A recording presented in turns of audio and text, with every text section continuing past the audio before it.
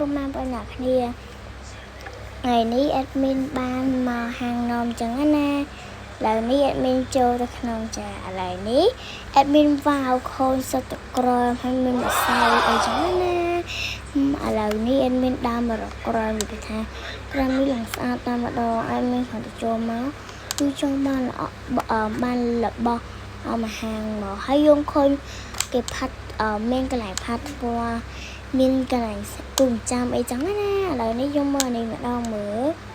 នេះអីគេណោះវ៉ា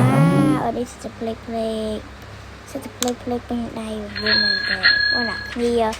ហើយគឺ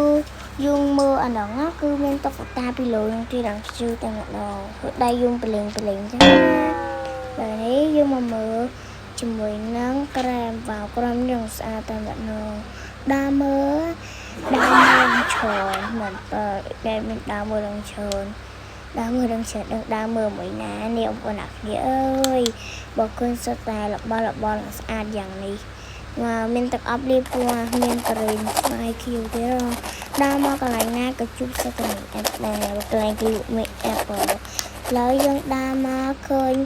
សម្រាប់បិទរំផ្នែកចឹងហើយមានសម្រាប់បិទមុខអីចឹងទៅអានេះគឺលេយើងលាបលើខ្លួនឬមកក៏ច្មោះអីចឹងណាចា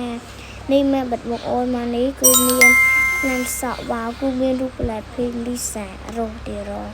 មានខនឃើញនឹងចង់បានលើដើមមកឆ្លាស់កញ្ចក់យកមកមើលជាមួយនឹងនេះវិញនឹងស្អាតតែម្ដងលើបានអូសកាមេរ៉ាមកនេះតែម្ដងចឹងណាវ៉ាវនេះគេនៅឡើងខ្ជុះតែម្ដងបានតុក្កតាតាវ៉ាហើយមានកញ្ចក់ទៀតមិនជំរាបលា